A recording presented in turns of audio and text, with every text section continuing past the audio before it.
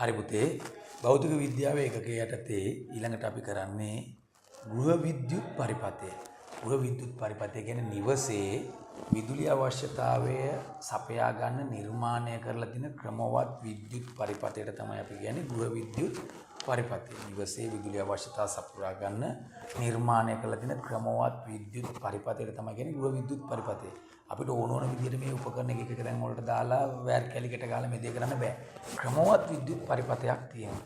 අපි ඒක ආදර්ශනය කරගෙන මේ ආකෘති සටහනක් තියෙනවා. අපි විසින් හදාගත්ත ආකෘති සටහනක් තියෙනවා. මේ තමයි ගෘහ විද්‍යුත් පරිපථයේ ආකෘති සටහන. අපි මේ ගෘහ විද්‍යුත් පරිපථයේ ආකෘති සටහන භාවිතා කරලා බලමු ගෘහ විද්‍යුත් පරිපථය කොහොමද ක්‍රියාත්මක වෙන්නේ කියලා. අපි පාරේ ධාරාව ගෙන යන බෙදා හැරීමේ රැහැන් තියෙනවා. අපි විදුලි බල මණ්ඩලයෙන් විදුලිය ගන්නකොට ওই පාරේ යන රැහැන් වල කියන බෙදා හැරීමේ රැහැන්. ඒ බෙදා හැරීමේ රැහැන් ඉඳන් ගෙදරට එන කළු පාට වෑර් එකක්. ඒ කළු පාට තනි වෑර් එකට අපි කියනවා සේවා රැහැන්. ඒ සේවා රැහැනින් ඇවිල්ලා මේ සේවා රැහැන මේ කළු පාට වැඩ ගන්න නෙවෙයි තියෙන්නේ. මෙන්න මේ සේවා රැහැනින් ඇවිල්ලා අපි මේක සම්බන්ධ වෙනවා ඉස්සෙල්ලාම අධිධාරා පරිපථ බිඳිනේ. අධිධාරා පරිපථ බිඳිනේ පස්සේ එනවා විදුලි මීටරයට. මේ විදුලි මීටරය කියන්නයි අධිධාරා පරිපථ බිඳිනේ කියන්නේ දෙකම ජාතික විදුලි බල මණ්ඩලයට අයිති එකක් තමයි මේ තියෙන්නේ. විදුලි මීටරේ අධිධාරා පරිපථ බිඳිනේ. එතකොට මේ විදුලි මීටරේ පරිභෝජනය කරන ශක්ති ප්‍රමාණයමයි තමයි මේ විදුලි මීටරේ ගන්න. පරිභෝජනය කරන ශක්ති ප්‍රමාණය. අපිට පැහැදිලිව පේනවා මේ පරිභෝජනය කරන ශක්ති ප්‍රමාණය කිලෝවොට් පැය. කිලෝවොට් පැය වලින් තමයි පරිභෝජනය කරන්නේ. සාමාන්‍යයෙන් නිවසකට එන වෝල්ටීයතාවය වෝල්ට් 230ක් 240ක්. ඒ වගේ 230ක ධාරාවක් තමයි බොහෝ වෙලාවට එන්නේ. ඊට අමතරව එන ධාරාවේ සංඛ්‍යාතය හර්ට්ස් 50. හර්ට්ස් 50ක සංඛ්‍යාතයකින් යුත් ධාරාවක් තමයි නිවසට එන්නේ. ඒතකොට මේ දක්වා තියෙන කොටස් ටික අයිති ජාතික විදුලි බල මණ්ඩලයට. නිවස තුල ගිනි ගැනීමක් ඇති වුණොත් විතරක් මේ අධිධාරා පරිපථ බින්දිනේ භාවිතා කරලා නිවසේ විදුලිය විසන්ධි කරන්න පුළුවන්. ඒකෙන් අපි එනවා මේන් ස්විච් එක. එහෙම නැත්නම් වෙන්කරණය. ඒ වෙන්කරණයට සජීවී රෑනයි උදාසීන රෑනයි දෙකම සම්බන්ධ වෙනවා.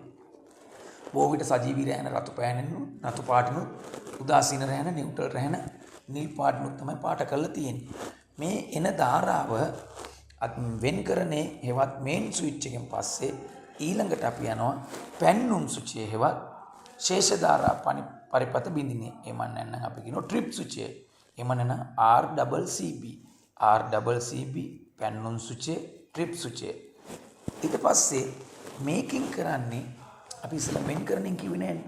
වෙන්කරණයෙන් කරන්නේ නිවසේ අලුත් වැඩියා කටයුත්තකදී නිවසේ විදුලිය මුළුමනින්ම විසන්ධි කරන්න ඕන නම් අපි යොදාගන්නේ වෙන්කරණය. මේකෙන් අපි බල්බ් එකක් දාගන්න, වයර් කෑල්ලකට තව වයර් කෑල්ල සම්බන්ධ කරන්න, නිවසේ විදුලිය විසන්ධි කරන්න ඕන නම් අපි මේකේ භාවිතා කරලා විදුලිය විසන්ධි කරන්න පුළුවන්. මේකට තමයි අපි කියන්නේ වෙන්කරණය කියලා. ඊට පස්සේ වෙන්කරණයෙන් පස්සේ යන පැන්නුම් සුචිය. එහෙම නැත්නම් ශේෂ ධාරා පරිපථ බින්දිනේ. එහෙම නැත්නම් ට්‍රිප් සුචිය. එහෙම නැත්නම් RCCB.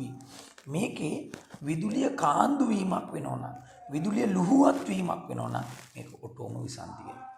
මේක ඔටෝම විසන්ධි වෙනවා.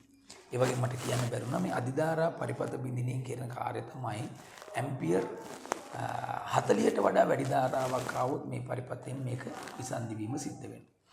ඊට පස්සේ මෙතනට ආවම මේ මේන් ස්විච් එකෙන් ඇම්පියර් 30ට වඩා වැඩි ධාරාවක් ආවොත් ඒකෙන් විසන්ධි වෙනවා.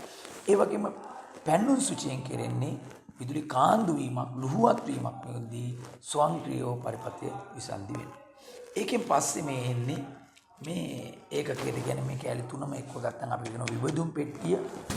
මේ විබෙදුම් පෙට්ටියෙන් තමයි ධාරාව බෙදා හරින්නේ පහන් පරිපථ. එළිය ලබා ගන්න පරිපථ වලට කියනවා පහන් පරිපථ වලට කියලා.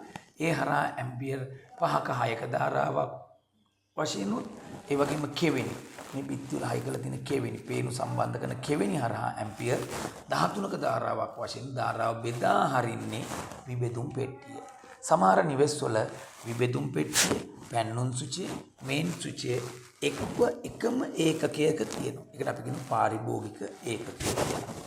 ඒ වගේම මේ විබෙදුම් පෙට්ටියෙන් කෙවෙනි පරිපථ වලටයි පහන් පරිපථ වලටයි ධාරාව බෙදා හරිනවා කියන්නේ.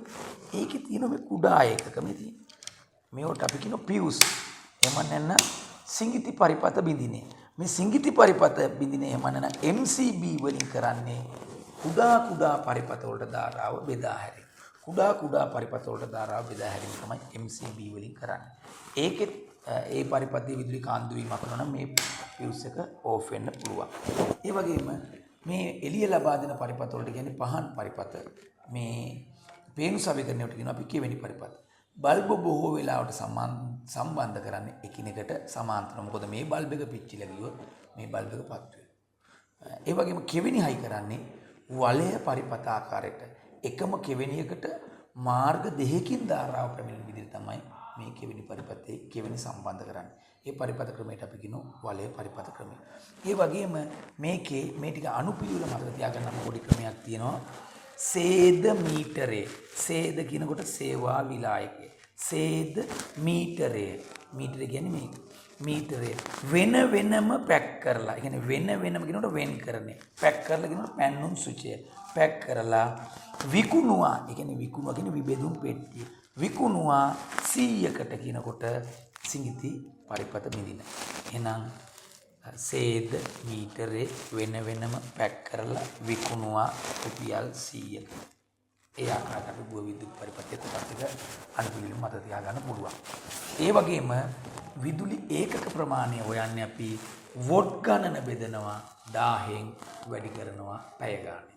වොට් ගණන බෙදනවා 1000න් වැඩි කරනවා පැය ගානේ. එතකොට එනවා අපි කිලෝ වොට් පැය. එම නැත්නම් kWh වලින්.